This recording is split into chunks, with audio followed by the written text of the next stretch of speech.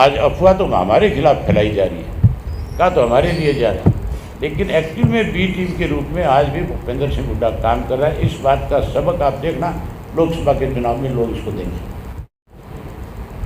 उसके जितने भी साथी हैं वो लगातार पूरे प्रदेश में एक प्रचार फैला रहे हैं कि इंडियन नेशनल लोकदल पार्टी जो है वो भारतीय जनता पार्टी की बी टीम के रूप में काम कर रही है, जबकि हमने लगातार 10 साल से, जब से भाजपा सत्ता में आई है, मैंने अपोजिशन लीडर रहते हुए भाजपा का जो कोई गलत निर्णय भाजपा की सरकार में हुए उनका विरोध किया। और उसके बाद अब पिछले 5 वर्ष से पूरा प्रदेश देश इस बात का साक्षी है कि विधानसभा के बाहर तो हमने लड़ाई लड़ी, विधानसभा के अंदर भी भारतीय जनता पार्टी ने चाहे कोई घोटाले किए, चाहे भारतीय जनता पार्टी ने सरकार ने कोई और गलत निर्णय लिए,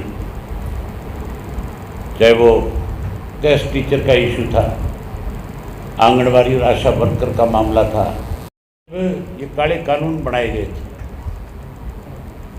जब इसका राष्ट्रपति को इन्होंने जब लिख करके भेजा था, ऑर्डिनेंस जो जारी किया था, उस वक़्त हमारा विधानसभा का सत्र आ गया था। ये फरवरी के महीने का इशू है, 16 फरवरी की बात है, 14 फरवरी या 16 फरवरी। कांग्रेस पार्टी भी हाउस में थी, मैं भी हाउस में था। कांग्रेस के लोगों ने जब सरकार की तरफ से प्रस्ताव आया कि हम इस ऑर्डिनेंस का समर्थन करते हैं, मुख्यमंत्री प्रस्ताव लेकर के आया था। ये रिकॉर्ड की चीज़ें होती है, विधानसभा में कई बात हर चीज़ रिकॉर्ड होती है, तो उसका रिकॉर्ड जो है सदियों तक रहता है। कांग्रेस के लोगों ने बजाय उसका विरोध करने के, बजाय उस डिबेट में हिस्सा लेने के, उस प्रस्ताव के विरोध में खड़े होकर के चर्चा करने के, कांग्रेस वॉकआउट करके गई। ये रिकॉर्ड की बात है, ये कोई मैं मन गढ़ंत बातें नहीं कह रहा, सारे के सारे निकल गए वहाँ से। जब मैं अकेला बैठा रहा तो मुख्यमंत्री ने मुझसे कहा कि अभय जी आप वॉकआउट कब करोगे? मैंने कहा तुम्हारी तसल्ली कराऊंगा पहले, फिर कोई सोचूंगा वॉकआउट करना है कि नहीं करना है। मेरे से पहले भाजपा का एक मेंबर बोला था, अभय सिंह यादव, उसने जब उस पर चर्चा में भाग लिया तो उसने सभी में स्वीकार कर लिया कि इस ऑर्डिनेंस में कमियां और खामियां हैं। वो IAS अफसर है, रिटायर्ड IAS अफसर है। जब वो बोल रहा था, जब वो कमियां निकाल रहा था, तो मैं उनको नोट कर रहा था। उसके बाद मुझे स्पीकर ने मौका दिया कि अब आप इस पर डिबेट में हिस्सा ले सकते हैं। मैंने जब उनकी कमियां और खामियां गिनानी शुरू करी तो भाजपा के लोग बचा नहीं पा रहे थे उस बार। बारी बारी वो बीच में मुझे रोक रहे थे, प्रयास कर रहे थे किसी तरह से ऊंची आवाज़ में बोले, मैं उनकी आवाज़ में दब करके कहीं बैठ गया, लेकिन ये तो मेरे खून में नहीं है। मैंने उनसे कहा, उनका आवाज़ तो मेरी तुम्हारे से बहुत ज़्यादा ऊंची है, और जो तुम ज़्यादा ऊंची आवाज़ में बोल रहे हो, तुम्हारी सबकी जन्मपत्री मेरे पास है, और मैं एक एक के बारे में जब चर्चा करूँगा तो फिर ऊंची आवाज़ में बोलना तो दूर की बात है, शक्ल दिखाने लायक भी नहीं बचोगे।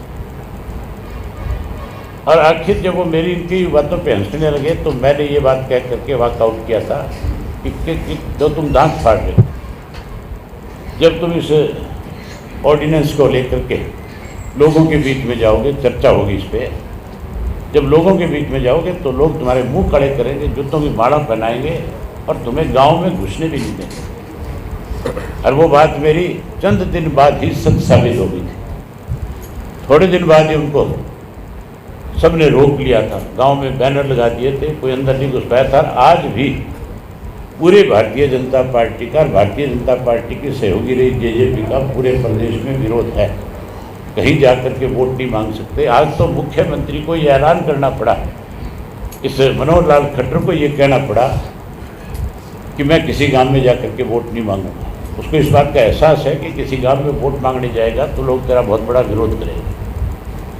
भूपेंद्र सिंह हुड्डा भी कहीं भाजपा को आज मदद कर रहे हैं, वो भी इनको जिताना चाहते हैं। ये नया नहीं है उनके लिए, ये लगातार मिले हुए हैं।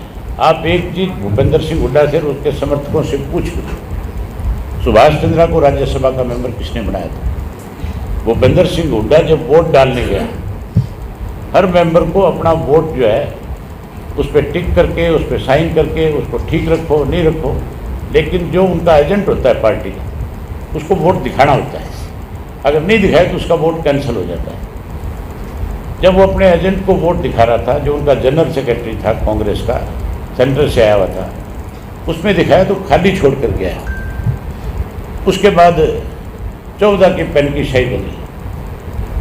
उसी दिन इस बात पे मोहर लगा दी थी कि भाजपा ने ईडी के माध्यम से हुड्डा को डराया हुआ है और हुड्डा जो है जैसे भाजपा चाहेगी उसके कठपुतली के रूप में काम करेगा। आज भी वही काम हो रहा है। आज अफवाह तो हमारे खिलाफ फैलाई जा रही है, कहा तो हमारे लिए जा रहा है, लेकिन एक्टिव में बी टीम के रूप में आज भी भूपेंद्र सिंह हुड्डा काम कर रहा है। इस बात का सबक आप देखना लोकसभा के चुनाव में लोग इसको देंगे। आज तो मैं विशेष रूप से